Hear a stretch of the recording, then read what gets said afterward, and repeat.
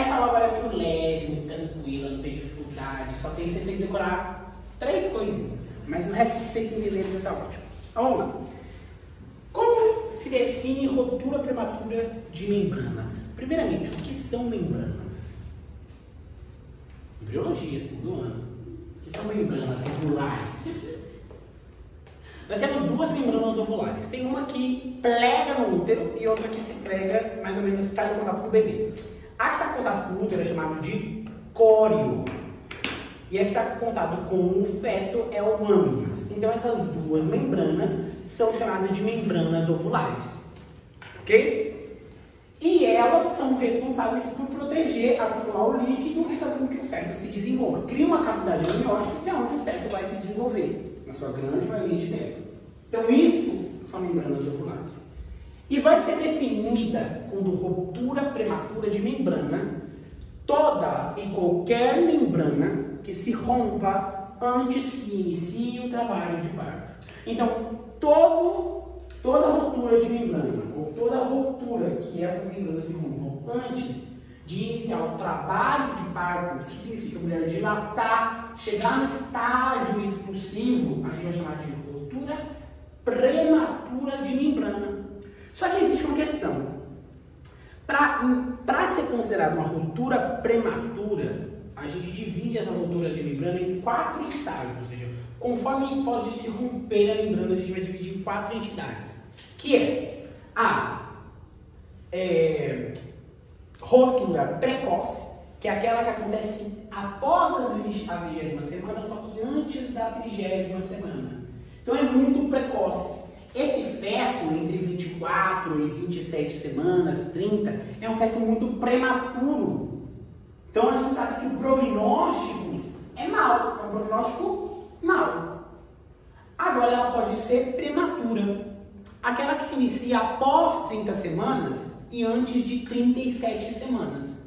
Então a gente sabe que ela é prematura porque o feto é prematuro, só que não é um feto imaturo. Quando vocês estarem partos, vocês vão ver que pode ter um feto imaturo, prematuro, de termo e pós-termo. Então, o que significa um prematuro, um imaturo? É aquele feto que tem mais de 22 semanas e menos de 27 semanas. Esse feto é imaturo. Tipo, é um feto que não tem condições nenhuma de sobreviver aqui fora. Então, a precoce vai ser justamente aquela que se romper depois de 22 semanas, só que menos de 30 semanas. É menos de 30. Menos de 30. Agora, a prematura vai ser aquela que eu tenho uma ruptura que se inicia antes do trabalho de parto, que significa, quando eu fazer um tato vaginal, não vai ter dilatação. O coelho vai estar duro, posterior, cerrado. Não vai ter nada de dilatação. Isso significa que a membrana rompeu antes de iniciar o trabalho de parto. Sempre tem que ter que o trabalho não está iniciado. E aí, tem que ser maior que 30 semanas. Ah, Gustavo, pode romper, por exemplo, eu tenho 37 semanas e rompeu bolsa. E eu não estou em trabalho de parto. É ruptura prematura de membrana. Tá bom? Prematura é quando é maior que 30, independente da idade gestacional. O que vai colocar em jogo de colocar que ela é prematura ou não é o trabalho de parto. Ok? Então, por exemplo, eu vou recapitular. Como é definido ruptura prematura de membrana? Uma membrana que se rompe antes do trabalho de parto. Eu não estou colocando semana de gestação aqui. Ou seja, pode ser que Sofia está grávida. Sofia está grávida e está com 38 semanas. Ela começou a perder líquido agora. Perdeu líquido. Essa perda de líquido é chamado de... O líquido está contido dentro do útero por causa das membranas. Se a manipulação física, Sofia, não está em trabalho de parto, então Sofia não tem dor, Sofia não tem dilatação, alterações, ela teve uma ruptura prematura de membrana.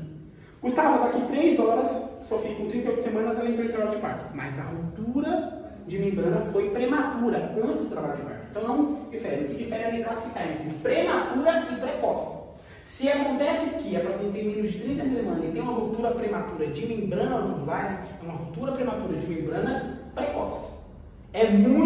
Esse feto é muito chiquitito para nascer. Ele não tem condições necessárias para nascer.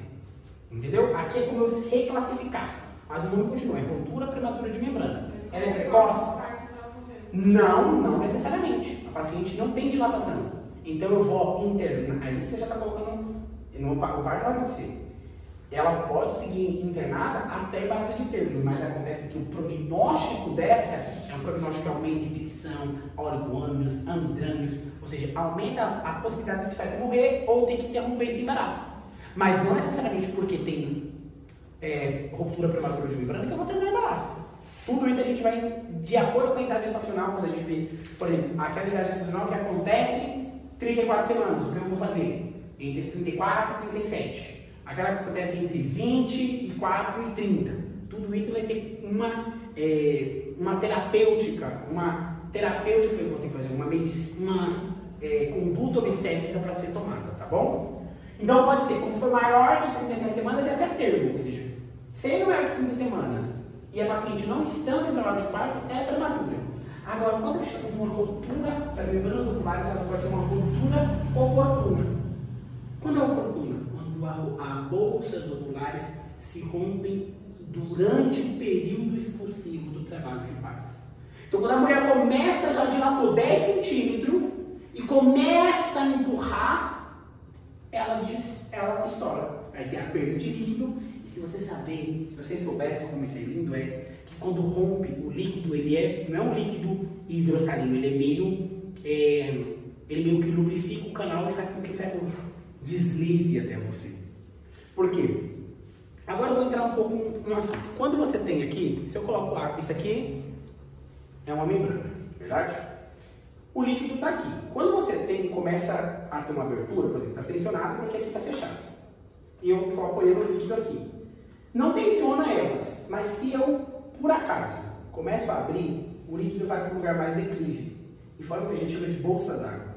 Isso aqui vai fazer uma fricção junto com a cabeça do feto que vai auxiliando tanto na dilatação quanto no acomodamento do feto. Então essas bolsas d'água são importantíssimas, por isso que romper antes ou romper, o oportuno é romper depois que dilatou totalmente, porque aí o líquido vai cumprir sua última função, que é lubrificar para a expulsão. Está aparecendo no vídeo. Então aqui vocês têm uma membrana tensionada, como eu expliquei, está tensionado, como se o meu coelho, aqui é meu coelho, aqui são as membranas ovulares, aqui é o líquido amniótico. Então, durante o trabalho de parto, vocês têm o que? A abertura do coelho uterino.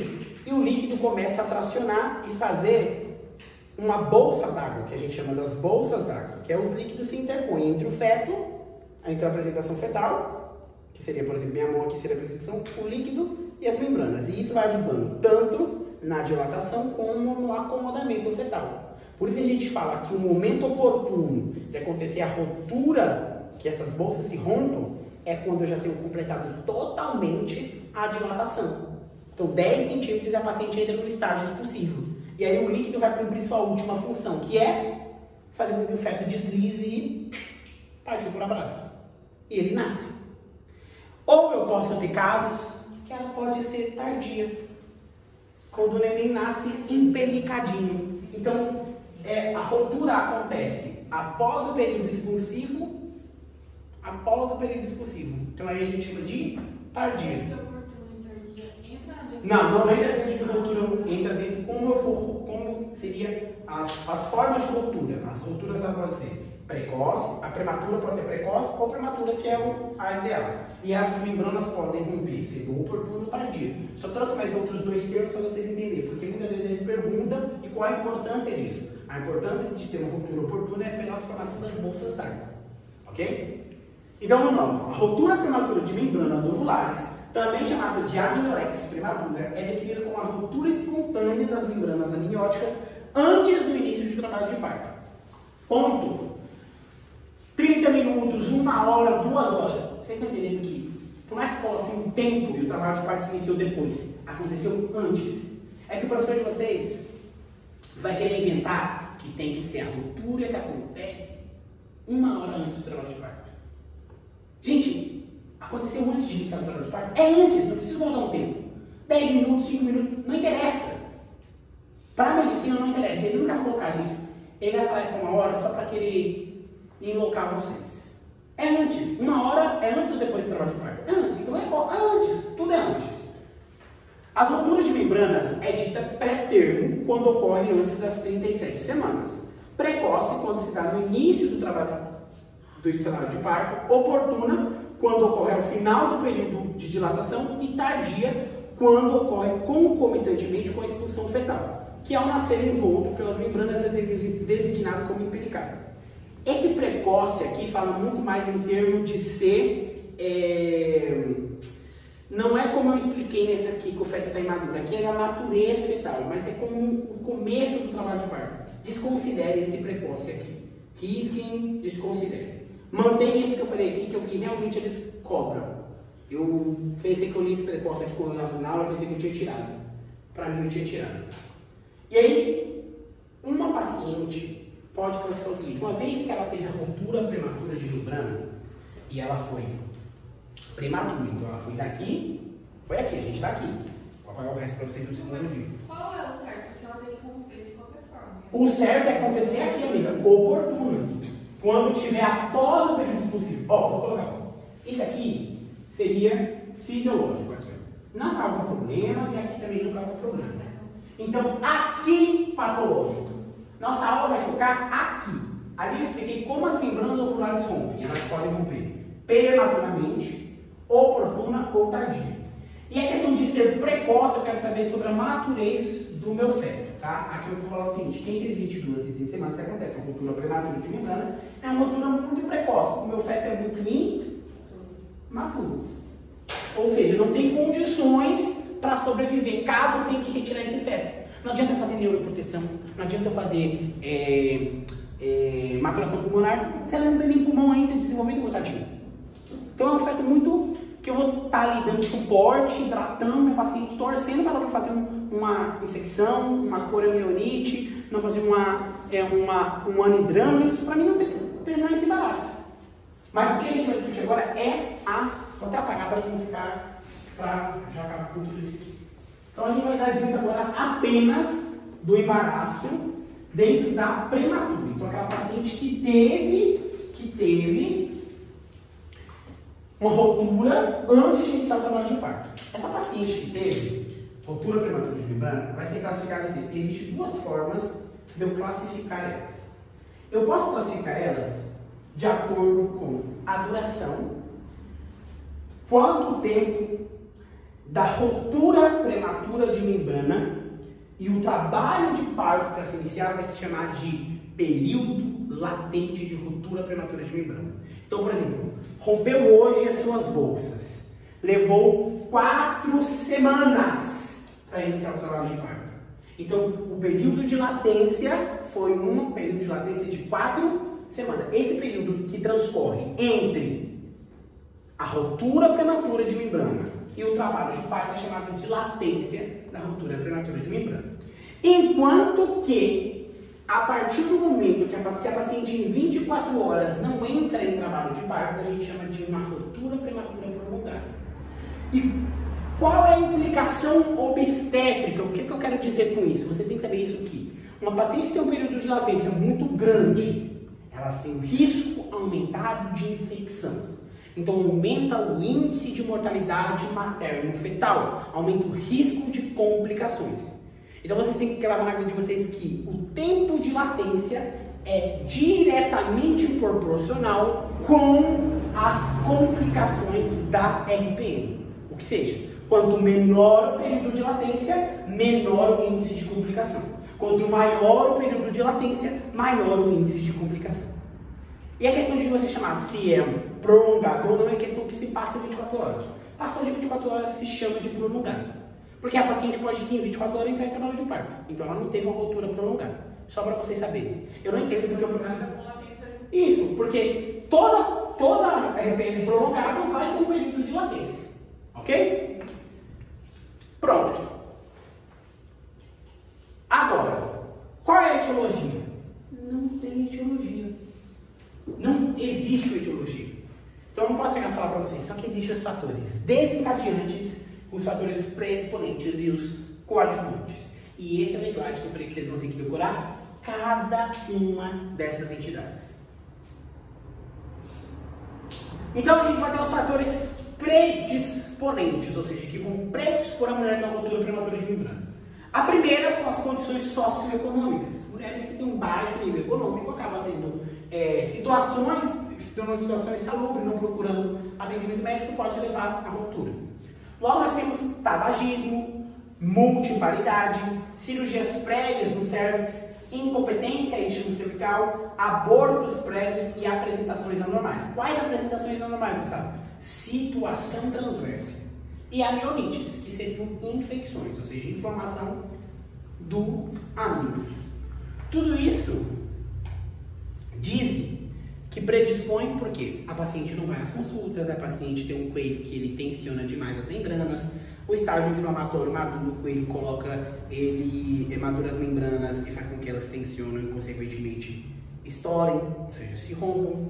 Agora nós temos os que desencadeiam, ou seja, a presença deles vão desencadear, vão favorecer a ruptura dessas membranas, porque lá em cima predispõe. Então pode ser que eles estejam e alterem tudo a fisiologia e não aconteça nada, e pode ser que aconteça. Agora aqui não, quando estiver, vai acontecer, vai desencadear, um desses fatores desencadeia. Quais são eles?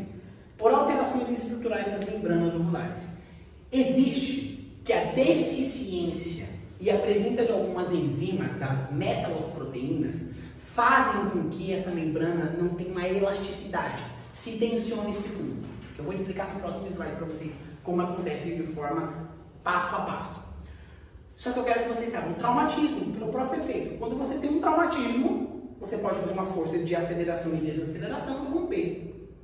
Então vai predispor ao rompimento. Coito, um coito muito vigoroso, amnioscopia, DIU, mulher que quer ter um DIU, você não pode tirar um DIU. Então o DIU ali é um corpo estranho na cavidade uterina. Você não imaginou, vocês sabem que aquelas fotos que as crianças nascem segurando os DIU é mentira, né? Vocês sabem que aquilo ali é mentira. Porque tem um âmnios sucúneos que joga tudo pra fora e aí o feto não tá deixando nenhum, é mentira. Não tira. Engravidou, como você vai puxar? Você sabe onde está o âmnios, o couro, onde sua paciente se insertou, vai causar um aborto? Você não tira. Debilidades genéticas, amniocentese, infecções cervicais, infecções urinárias de repetição. Por que? Qual que é, vou dar conta mais para vocês. Qual que é as duas entidades clínicas que eu trato bacteriúria assintomática? Em grávidas e idosas. E por que eu trato bacteriúria assintomática? Justamente pelo risco de RPM. Porque uma RPM pode predispor a um trabalho de parto prematuro. Eu tenho que tirar um bebê de lá de dentro prematuro. Então por isso que eu trato. Por quê? Justamente eu vou explicar agora. A cascata inflamatória matura as membranas. As prostaglandinas maturam tanto o coelho quanto as membranas. Uma membrana madura não aguenta tensão, porque quando ela ia estar totalmente madura, quando o período expulsivo já estivesse completo, e ela rompe. E uma vez que ela rompeu, o líquido que é necessário para o feto crescer e desenvolver, porque o líquido tem uma grande importância, ele se perde. E além do mais, você tem uma porta de entrada de micro-organismos. Então tem tudo que vocês têm que começar a pensar nisso. Ok? Por aumento da pressão intraabdominal, embaraço gemilar e polidâmios, e tem os fatores coadjuvantes, que fala o seguinte, que é visto, isso aqui cai na prova, da Fabíola ela adora. Nossa, isso ela adora. Quais são os fatores coadjuvantes ou que estão implicados no desencadeamento, na gênese da ruptura prematura? Essa é uma pergunta, gente, juro, eu já vi 8 provas da Fabíola, desde que eu estou dando aula. Em 4 tinha provas, tinha perguntas disso aqui. Vitamina C, não. Os fatores predisponentes, aí vem a questão. Muitas vezes fala assim, esses são fatores predisponentes, exceto, aí coloca um desencadeante. Esses são fatores desencadeantes, exceto, aí coloca um predisponente. Então vocês têm que saber, esses slides vocês têm que saber, cada um deles. Cada um deles. E aí vem a fisiopatologia. Então quais são os câmbios moleculares? Então você sabe que existe uma família de metaloproteinases, que são as metaloproteinases do tipo 1, 2, 3 e 9, que aparecem em concentrações maiores no líquido amniótico. E o que essas proteínas fazem? Essas proteínas dissolvem, degradam o colágeno, tornando essas nossas membranas mais tensas. Além do mais, existe o seguinte, muitas dessas pacientes padecem de estados infecciosos crônicos. Então, elas têm um nível circulatório de endotoxinas bacterianas, o que aumenta muito o índice de fator de necrose tumoral alfa, que induz a liberação da fibronectina fetal. Essa fibronectina fetal, ela é liberada pelas células do âmius e elas se unem a receptores no âmius e fazem com que eu tenha uma síntese aumentada de prostaglandina G, ou seja, prostaglandina E2, que vai induzir a maturação do coelho e a contrações uterinas. Também está ampliamente demonstrado na ruptura prematura de membrana, o âmius mostra uma maior morte celular. Ou seja, o próprio âmius, que teria aquelas células que teriam que existir, está morrendo, está tendo uma apoptose. Algo a ser um elemento que também levaria a debilitar, ou seja, um efeito deletério nas membranas. Todos esses câmbios relatados anteriormente vão intervir de forma importante na patogenia, ou seja, na forma que acontece. Então, os câmbios moleculares tem muitas enzimas que degradam o próprio colágeno, tensionando as membranas. Existe estado infeccioso que estimula as pacientes a desencadear uma resposta imunológica inflamatória, produzindo grandes concentrações de prostaglandina e, consequentemente, maturando o coelho e levando a contrações. E, além do mais, a gente sabe que a própria membrana ovular pode estar sofrendo um processo de morte celular programada e debilitando ainda mais. Então, isso eu falo que pode, porque é confirmado? Não é confirmado. Não posso falar é certo ou errado, mas é o que se planteia, o que se planifica, que o que acontece para que leve a ruptura prematura de membrana. Então, qual é a epidemiologia? Ou seja, 10% do total dos nascimentos acontece por RPM. Muitas acontecem, 8% das gestações é a termo, ou seja, a ruptura acontece após as 37 semanas. Eu já ensinei vocês como se divide o embaraço, né? Ou não? Não aprenderam ainda na simulação? Na prática? Como eu divido o embaraço? Imaturo, aborto, parto prematuro, parto imaturo, parto prematuro e parto pós-termo. Quando é um embaraço de termo? Quando eu falo, essa grávida está no embaraço de termo. Se o bebê quiser vir, ele pode vir. Maior que 37. Maior ou igual a 37 semanas. Perfeito. Um embaraço prematuro. Menor que 36,9 semanas. 0,6 semanas. Isso é prematuro. Imaturo. Um feto menor que 30 semanas. Se ele quiser vir ao mundo, infelizmente ele não é maturo. E pós-termo, aquele parto após de 42 semanas, ou 292 dias. Então é 37, 42, menor que 37 e menor que 30. São os quatro. Menor que 30, menor que 37, maior que 37, maior que 37, termo. Maior que 40, maior ou igual a 42? Pós-termo. Vou colocar isso na prova da semana que vem. E aí, nós temos o seguinte: muitas falam que vocês no trimestre, mas eu quero que você saiba o seguinte: isso aqui não cai. 10% das gestações tem RPM. Ou seja, é muito comum ver. Hoje no hospital, tinha 3 grávidas com RPM. Uma com 34, uma com 36 e outra com 38. Qual é a conduta para cada uma delas? A gente vai discutir já. Então, uma vez que aconteceu a ruptura, qual vai ser a queixa? O que minha paciente vai referir para mim, para me suspeitar que ela tenha um quadro de ruptura prematura de membrana? Perda de líquido. Se a paciente não está em trabalho de parto, não tem? Não. Se a paciente não está em trabalho de parto, o que não vai ter? Por isso que não há queixa que está ali. Não tem dor. Se a paciente não tem, vai ter dor. Mas vai ter o quê? Perda de líquido espontânea e indolor. E é líquido, um líquido claro. A perda de líquido claro de forma espontânea, que escorre subitamente pelas pernas da mulher, é a principal queixa. É o que vocês viram a mulher grávida perdendo líquido? Ou, pum! Tá no trabalho de parto, você pergunta, tem dor? Ah, não tem, doutor. Faz uma. E agora vem outro líquido. Tá, Gustavo, vi. Aí, por exemplo, se sair todo líquido, pode ser que o feto se mova e ao mover ele vai diretamente chocar a parede uterina. Porque o feto se move, ele baila por causa do líquido, ele está nadando. Hey, hey. E quando ele acabou, que não está vazando líquido, ele bate direto no útero. Aí pode ter uma pontada de dor, pode ter uma dor. E a história deve ser confirmada com o exame especular. Assim como o placenta prévia, a gente não vai meter o dedo aqui. Por que não vai meter o dedo aqui? Exato, vocês vão estar arrastando o micro-organismo para uma zona que está com uma solução de continuidade.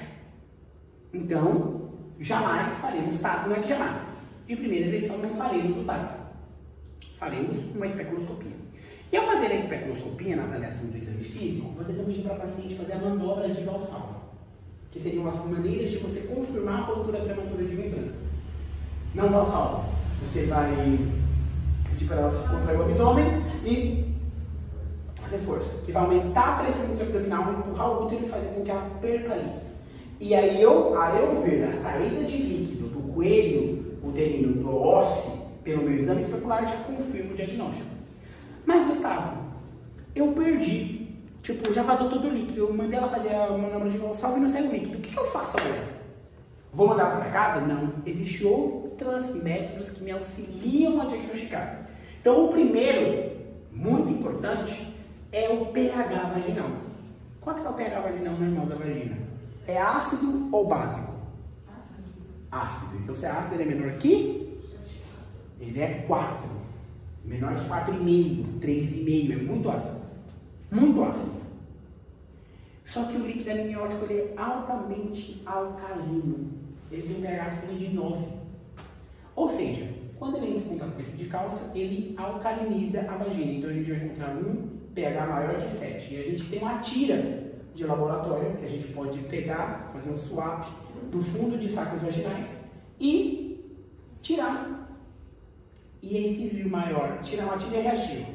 Se tinge de amarelo, significa que o pH está menor que 4,3, está ácido. E se é azul, ele está básico, ele está alcalino. O que já é uma prova qualitativa de que, quantitativa, que pode estar positivo ou negativo, né? De que tem ou não, que rompeu. Só que existe uma prova que é ainda melhor. Esse líquido amniótico que saiu, eu posso fazer um swap. Swap é um cotonete grandão que eu vou colher e passar assim na laminilha, queimar no fogo, ou esperar secar, e colocar no microscópio. E eu vou ver o sinal da cristalização. Aí eu visualizar qualquer uma das alterações, a saída de líquido pelo ósseo, a alcalinização e o signo da cristalização, é ruptura prematura de membrana. E a partir daí eu vou estadificar qual é a idade gestacional e qual vai ser a minha conduta obstétrica marcada a partir daí. E aí tem outra questão que no exame especular a gente tem a manobra de Tanier, né? Ou seja, que isso, se não for possível, deve ser levar a apresentação fetal e pela população manual e realizar uma compressão uterina, que é como vocês mesmos, aqui vocês vão levantar o feto e a sua mão mesmo aqui vai tentar comprimir, tipo, levantou a apresentação fetal aqui, tipo, a apresentação está aqui. Vocês fazem a terceira manobra de Leopold e fazem a manobra de Leopold, está aqui a apresentação fetal. Aí vocês fazem a manobra de Leopold e levantam ele, que ele não vai estar encaixado. Levantou, aí quando ele levantar, meio que vai abrir espaço, e aí vocês comprimem o útero aqui. Aí meio que vocês vão estar espremendo a laranja, e essa é uma manobra de Tanier. E o exame físico positivo certifica o diagnóstico. O exame físico negativo não descarta o diagnóstico e deve passar a outros métodos auxiliares de diagnóstico, que é o que eu já falei para você. O toque vaginal, ele pode auxiliar no diagnóstico, mas ele fica específico, indicado quando a paciente já tem algum grau de dilatação para acompanhar a dilatação e empurramento do coelho. E sempre que a paciente não estiver em trabalho de parto franco, está contraindicado, não vou fazer. Ou se tiver, ou ter que fazer porque sempre tem que ter o primeiro toque para saber se a paciente está no trabalho de parto, está dilatando. Sempre fazer com todas as medidas estéreis. Ou seja, luva estéril, sem contaminar. Quando eu falar é colocar como você vai entrar no campo cirúrgico, não tocar em nada, entrar uma vez só, encontrou, já saiu. Não ficar lá procurando. Porque quando vocês tratarem, acho que você quer vão para o hospital, quando vocês tratarem uma mulher com PSP, vocês vão ficar assim. Lá não, né? Uma ruptura introduziu, pá, Achou, abriu, saiu. Nada de ficar, não. A bomba, não. Tá? E aí vem a questão do pH vaginal, que eu já expliquei para vocês, que é um teste qualitativo, que aí pode, quando for amarelo é o ácido, e quando for azul. E como que vai se encontrar na ruptura? Azul, porque vai estar mais alcalino, o pH vai estar acima de 7. O teste da cristalização, que eu vou pegar o fluido lá dos fundos de saco vaginais, passar na laminília, secar e colocar no microscópio para ver o teste com uma folha de samambaia. E por que acontece isso? A mucina e o cloruro de sódio. Eu errei.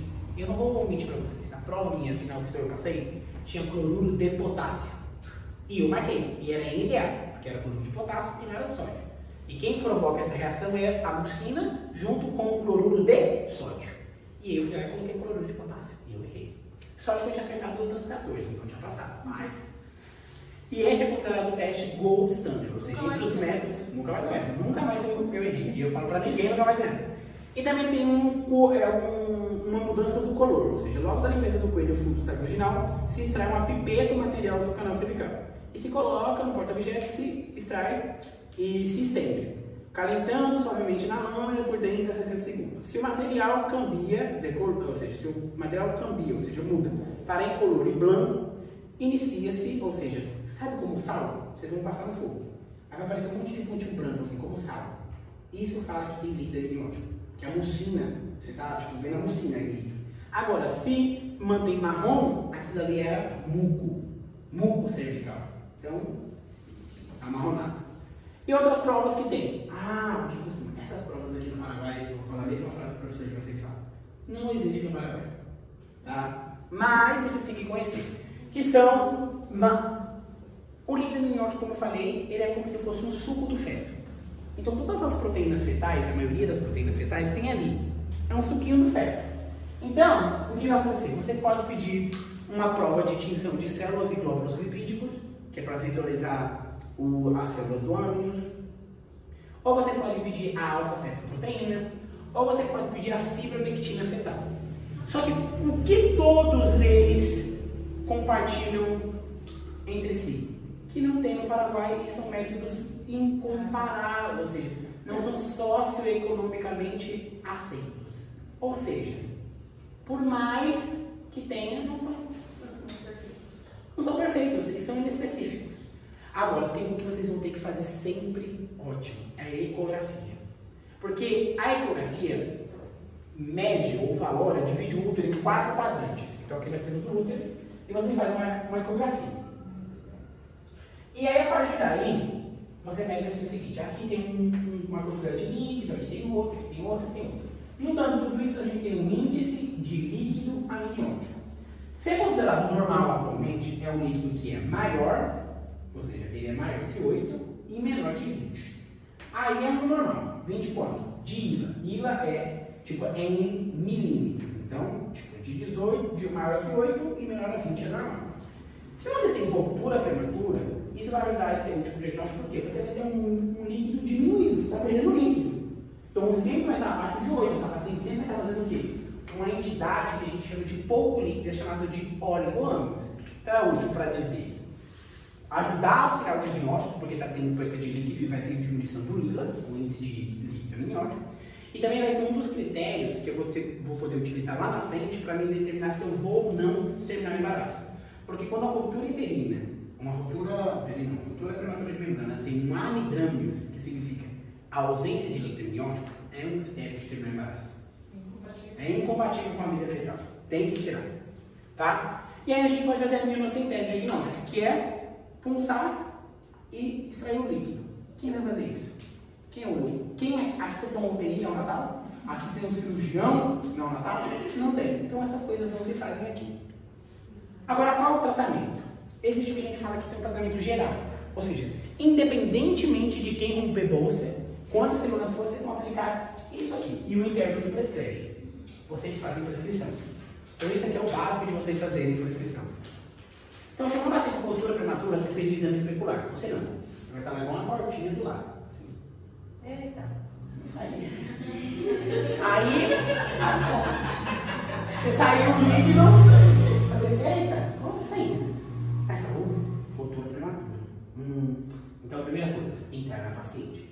O paciente tem 30 semanas, vai ficar internada até ganhar o feto.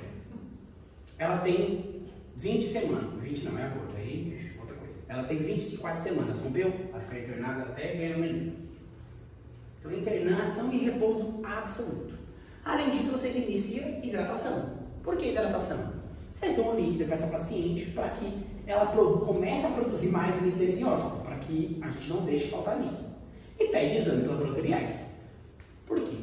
Muitos pacientes acham que perder líquido é normal. Então elas vêm depois de 2 dias que está perdendo líquido. Aí fala, porra, aí você tem que fazer o quê? Um hemograma, um perfil renal, um perfil hepático, uma ecografia e um PCR. Por quê? Porque você vai buscar o quê? Infecção. Sempre buscar infecção.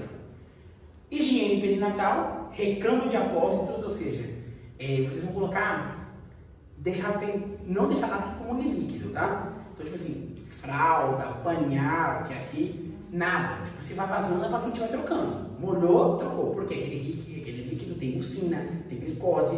Aquilo ali é um suco, o supra-sumo da bactéria para ela querer crescer. Então tem que trocar cada 4, 2, nunca pode deixar o paciente estar lá.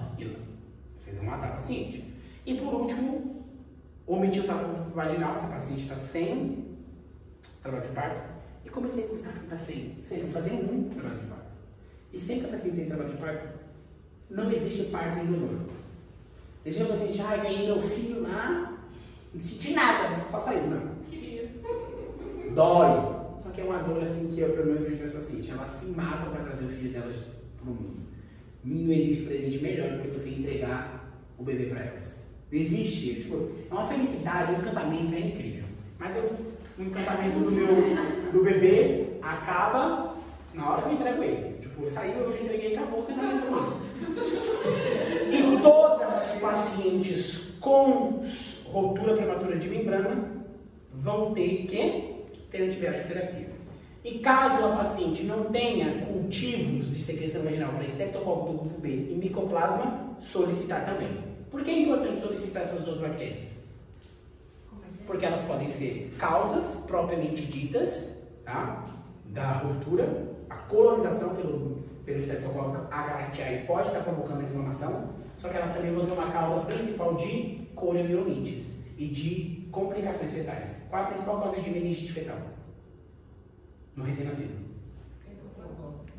Streptococcus beta-hemolítico, do grupo B.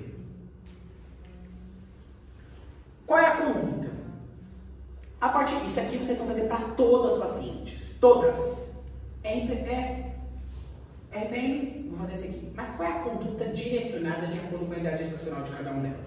Então, para a gente saber, ou fazer a conduta direcionada, a gente tem que saber a idade gestacional, a presença ou não de infecção, a vitalidade fetal e a presença ou não de trabalho de parto. Então, eu vi isso aí, é o que vai me definir. Então, por exemplo, a primeira conduta sempre é determinar se há presença ou não de infecção. Então, a infecção é a principal causa de interromper o embaraço, que a gente chama de coriomielite. Ela é obrigatória. Uma vez que eu detecto, eu vou terminar o embaraço. Não interessa. Tem 10 semanas. Estou falando assim, tem 10 semanas, 5 semanas, 20 semanas, 22, 23. Não interessa. Tem coriomielite, independente da gestação, vocês vão terminar. E como eu sei, Gustavo, que essa paciente está com um quadro de infecção uterina.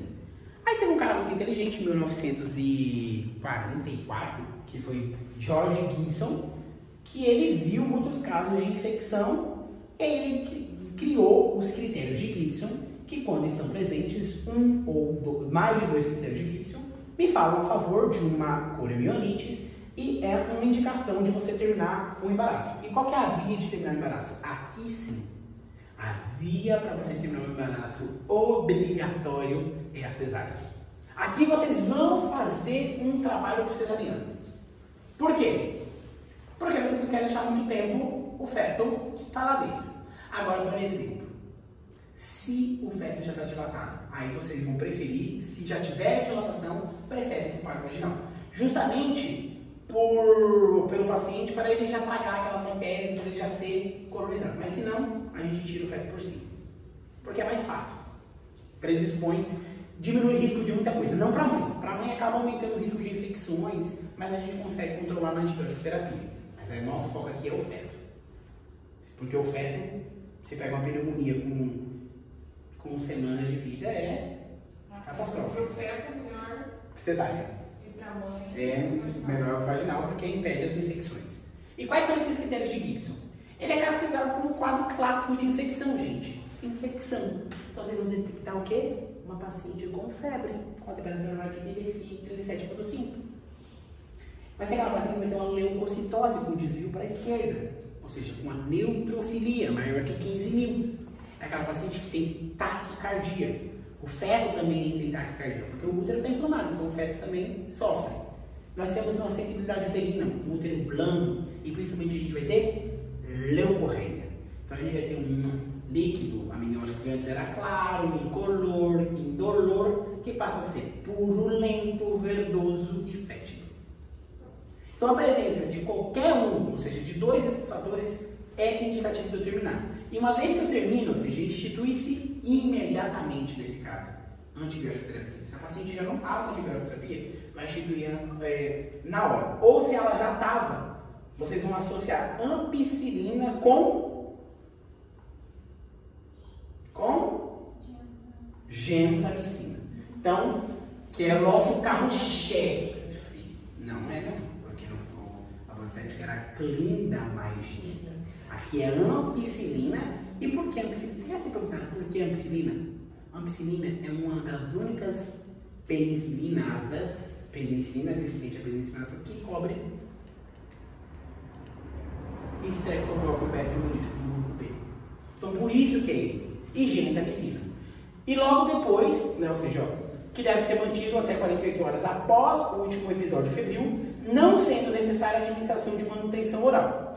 É possível também, caso o paciente tenha um quadro muito deletério, muito prejudicial, adicionar clinda ou metronidazol a cada 8 para ampliar a cobertura anaeróbica, caso seja realizada a cesariana. Então, sim, a paciente tem um quadro muito deletério ou tenha feito, a gente vai ampliar o espectro para impedir que a mãe tenha complicações. Mas caso foi o parto normal, só até a hora do parto, tá? Ou seja, de 6 horas até o parto. Deve ser mantido até a hora do parto, 48 horas após estar febril. Então, como que é isso? Jéssica, nossa engravidinha aqui, eu vou sempre usar ela. Tá grávida, rompeu membranas e teve uma coromionite. Diagnostiquei. Vou terminar o embaraço pela via mais rápida. Cesárea ou parto normal. Terminei por cesárea. E aí eu vou iniciar imediatamente. Se a paciente não estava, se ela estava com ampicilina, a ampicilina na dose de mantimento é 1 gramo a cada 12. Quando a gente fala do estado infeccioso, é 2 gramas a cada 6. Então é 2 gramas a cada 6 até ela ter o parto. E ela teve o parto, eu vou manter por 48 horas até ela ficar febril. Então, por exemplo, ela continua com febre, continua com antibiótico terapia. Aí aqui fala que não se continua, ou seja, que significa 48 horas febril, suspendo a ampicilina. A realidade é outra. Na vida prática, a gente completa 10 dias de antibiótico terapia. Então, por exemplo, hoje rompeu membrana. Então, Jéssica amanhã deu a luz. A partir da manhã é terça, quarta, quinta. Quinta, ela deixou de estar febril. Na teoria, sacava o antibiótico e deixava ela tranquila. Na prática, a gente vai completar 10 dias de antibiótico por via oral. Ampicilina por via oral para ela continuar. Ok? Agora, qual é a conduta quando nós temos uma idade estacional maior ou igual a 34 semanas? Maior ou igual a 34 semanas, a gente fala já que é um feto prematuro, só que ele é um prematuro tardio. A gente chama agora assim, vou falar para vocês o seguinte: existe o prematuro precoce, que é de 30 a 34, e o prematuro tardio, que é o de 34 a 36,9. Qual que é a aparência? O que diferencia um do outro? É a maturação pulmonar. O fato que ele tem mais de 34 semanas, ou maior que 34, ele já tem maturação pulmonar. Então, consequentemente, não há necessidade de eu aplicar betametasona, dexametasona, maturar esse pulmão, ok? Mas, caso haja dúvida, eu posso, numa gestação que tenha maior, repetir, efetuar dentro de 24 a 12 horas seguintes, uma maturação do feto, induzir uma maturação pulmonar. Caso eu tenha dúvidas sobre, né? E aí eu posso iniciar e vou iniciar a profilaxia, onde a primeira dose de ampicilina vai ser dose, ou seja, 1 grama, dose de ataque, vai ser 2 gramas EV de ampicilina e logo 1 grama a cada 4 horas por 7 dias até o trabalho de parto. Até pensar o cordão umbilical, que é a primeira eleição. O que a gente faz, a gente faz a cada 12, mas aqui o hemoterapêutico está a cada 4. Então o que seria? A ampicilina vem em 1 grama, vem em 500, 1 grama e 1 grama. Apresentação para a gente aplicar. Um frasco tem 1 grama ou 500 mg. Vocês vão diluir 2 frascos em 100 ml de soro e mandar por volutor. Isso em meia hora. E logo depois vocês vão iniciar o mantimento, que seria 1 grama a cada 4 horas. Justamente para cobrir e tentar diminuir ao máximo o índice de infecção. Mas vocês podem também dar penicilina G cristalina, 5 milhões de unidades internacionais, logo 2 milhões e meio. E no caso de alergia à penicilina, clindamicina, EV a cada 8 por 7 dias até o parto. Qualquer um desses medicamentos deve ser adicionado 1 dose de ampicilina, de azitromicina 1 grama, em dose única. Por quê? Porque minha outra preocupação também não era a micoplasma, e o micoplasma que tipo de bactéria é? Uma bactéria atípica, não tem parede, então as penicilinas, que são beta-lactâmicos, não vão ter ação nenhuma. Então eu dou uma azitromicina, que é azitromicina macrolídeo, e eles inibem a secreção proteica, e aí faz com que a bactéria se destrua. E eu vou dar 1 grama uma vez só para cobrir o ureaplasma, o erolítico e o micoplasma pneumoniano. E a interrupção do embaraço é precisamente por via vaginal e sempre que a idade gestacional chegue a termo. Eu não vou interromper o embaraço. Tipo, aqui a paciente vai se manter internada, repouso absoluto, com ecografias a cada 48 horas para ver o líquido amniótico, monitorização laboratorial a cada 48 horas, exames de urocultivo a cada 2 semanas, sempre buscando foco infeccioso ou algum critério de Gibson para que eu possa ter meu embaraço. Senão a paciente vai ser levada até a 37ª semana e aí eu vou induzir o trabalho de parto. Porque não tem infecção, então a melhor via de nascimento é vaginal. Se a colonização, e aí vem a questão. Se a 34 semanas a paciente ainda não fez a busca ativa de estreptococcus hemolítico. Então vocês têm que fazer. Você já fez? Já, com 34 você fez. Ela fez um swap para buscar esse estreptococcus. Então vocês vão fazer esse mesmo swap para buscar esse estreptococcus na paciente, estreptococcus hemolítico grupo B. E se a paciente for colonizada, vocês vão ter que aumentar, ou seja, redobrar e dar mais. Vocês vão, de vez de dar 1 grama, vocês vão dar 2 gramas para essa paciente. Porque ela era profilática, eu não sabia se ela tinha ou não. Mas aqui eu sei que ela tem. Então, se ela tem, passa a ser 2 gramas. E se a gestação for igual ou maior que 24 semanas e menor que 37 semanas? É uma conduta totalmente expectante. Eu vou iniciar a mesma coisa. Eu vou internar, fazer os exames, fazer o swab, o cultivo, hidratar, antibiótico terapia, só que eu vou expectar um pouquinho mais. Vou expectar. Tipo, não vou agir, não vou maturar o pulmão, não vou maturar, não vou fazer nada. Vou expectar. E além do mais, eu vou, caso aconteça, eu vou útero inibir. Eu vou utilizar medicações que impeçam que o útero se contraia. Que aí a gente vai estudar lá na frente os fármacos que vão ter inibir. Não vou falar hoje para vocês não ficarem loucos, mas existem vários fármacos. E caso a paciente passe de 30 semanas, ou seja, quando ela passar de 30 semanas, eu maturo o pulmão. Então coloca aí, quando passar de 30 semanas, eu maturo o pulmão. E maturo também neuroproteção. Faço neuroproteção fetal. O que se faz neuroproteção fetal? Sulfato de magnésio. E qual que é o antibiótico profilático? A mesma coisa. Ampicilina, 1 grama EV por 72 horas, depois segmento oral com ampicilina, 500 mg a cada 6 horas por 7 dias. Como essa paciente vai estar? Essa paciente com... Onde que essa paciente vai estar? Internada. Parabéns. Aí, ó, maturação fetal, beta, neuroproteção, em gestações menores que 30 semanas, quando o parto ocorre nas próximas 24 horas. Nunca se fazer. Indica-se sulfato de magnésio em todas as gestantes com idade gestacional entre 24 e 30. Mais do que a profissão de vocês, a partir de 30 semanas. Em trabalhos de parto ativo, ou seja, maior que 4 centímetros de dilatação, com ou sem ruptura prematura de membrana. Ou em parto pretermo eletivo indicado por razões maternas ou fetais. na dose de 4 a 6 gramas em êmbolos durante 20 minutos, que é o Pritchard, seguido de 1 grama a 2 gramas por manutenção, se for, qual é o nome do segundo? Suspan. Aqui está falando de Suspan, que é por bomba de infusão, no máximo de 24 horas antes do parto, sendo suspenso logo após o parto. Lembrando que isso aqui a gente não faz o Paraguai por mesmo motivo, não temos bomba infusora, e aqui faz Pritchard. Mulher toma uma agulhada a cada 4 horas, coitada. Quais são os critérios de interromper o embaraço? Oligômio severo e amidrâmbios com feto viável. Significa? Um oligômio severo é um ILA menor que 2 e um amidrâmbios é um ILA igual a 0. Posso ser sincero com vocês? Atualmente não existe mais oligômio severo. Eu vou ensinar para vocês, eu não sei como vai funcionar. Vou esperar, eu não recebi aula ainda de oligômios, que hoje eu queria dar oligômios, mas como a doutora falou que vai dar RP primeiro, depois vamos fazer, vamos atualizar a aula de oligômios, então eu já posso falar para vocês.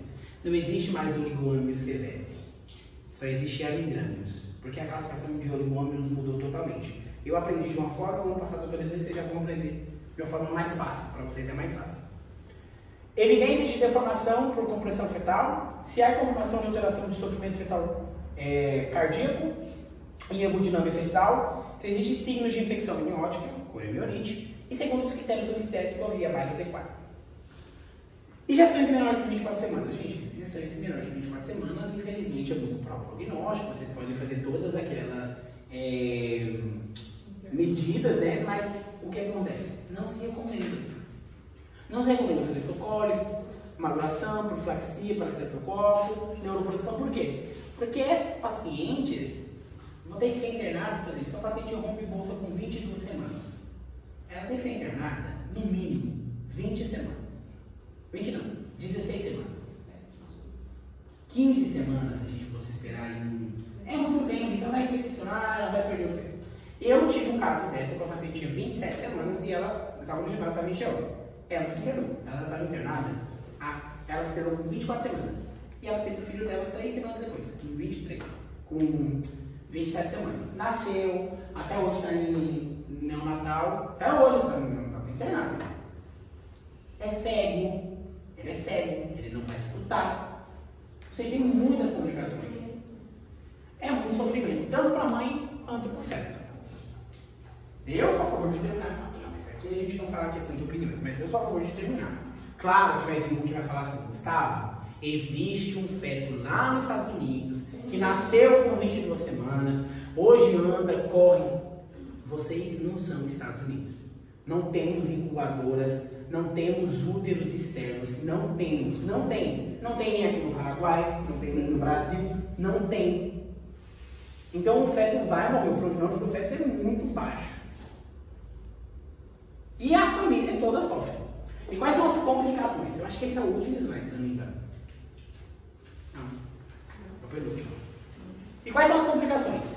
Pode ser obstétricas, parto prematuro e infecções fetais, prematurez, infecções, asfixia, deformidade ortopédica, principalmente dos pés em botinha assim, hipoplasia pulmonar, tetrada de oligômios sem afetação renal, que a gente vai aprender isso aqui, ó, que é isso aqui vocês podem.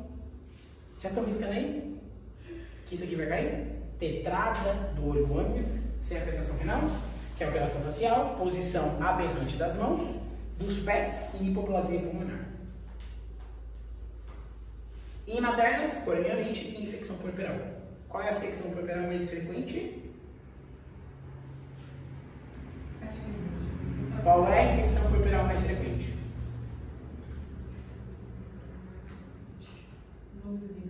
Não, infecção ou quadro. Endometrite. E mastite é a segunda causa mais infecciosa do puerpério. Mastite e endometrite é a mastite. E quais são os diagnósticos diferenciais? Leucorreia, incontinência urinária, perda do tampo musculoso, ruptura do quiste vaginal, que chama quiste de Nabu, sêmen e oligômios de outras etiologias. Tudo isso altera o pH da vagina, leva a escorrer a perda de líquido. A paciente que chega a esse problema, não está vendo na cara dela.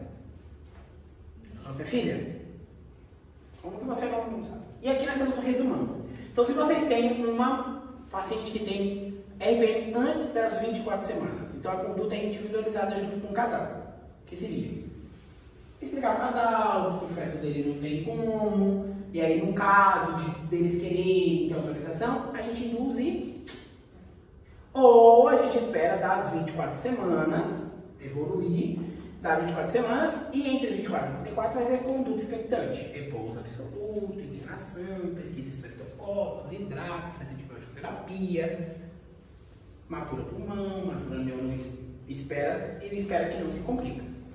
E caso seja maior que 34 semanas, a gente pode fazer o seguinte: se a paciente, acaso acontecer, da paciente ter alguma indicação para resolver, ou seja, já tem uma poliomielite, tem um sofrimento fetal, é resolutivo, parto ou cesárea de acordo com a melhor. Ou, mesma coisa, repouso absoluto, hidratação, antibiótico-terapia, investigar, resgate, antibiótico-terapia. E aqui a questão é a seguinte: se não há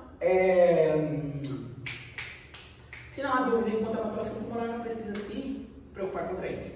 Gustavo, mas você não me explicou uma ruptura prematura que acontece a partir de 37 semanas. Gente, 37 semanas é termo. Rompeu e oxitocina no rabo, assim, de maneira assim. Oxitocina, 5 unidades de 1 litro de soro, manda e nasce logo para acabar o problema. Com 38 semanas, a mesma coisa. 39, a mesma coisa. Nossos problemas é quando essas rupturas acontecem quando o parto é pré-termo. Quando o parto não tem, quando o feto não tem condições de nascer. Por isso que eu mencionei para vocês 37, 38. Então, por exemplo, hoje tinha 2 rupturas prematuras. 3. Uma de 28, uma de 36 e uma de 38. O que vocês fariam com a de 30 e com a de 28? Interna, hidrata, antibiótico e faz todos os exames laboratoriais e expecta. O que vocês fazem com a de 36 e 37? A de 36. Interna, trata, hidrata, antibiótico e procura alguns sinais. Se vai ver que vai indicar ou não o trabalho de parto. E o que vocês fazem com a de 38? A criança nasceu 5 horas da tarde. Eu estava lá vendo o parto da criança 5 horas da tarde, a hora que nasceu a de 38 semanas. E não.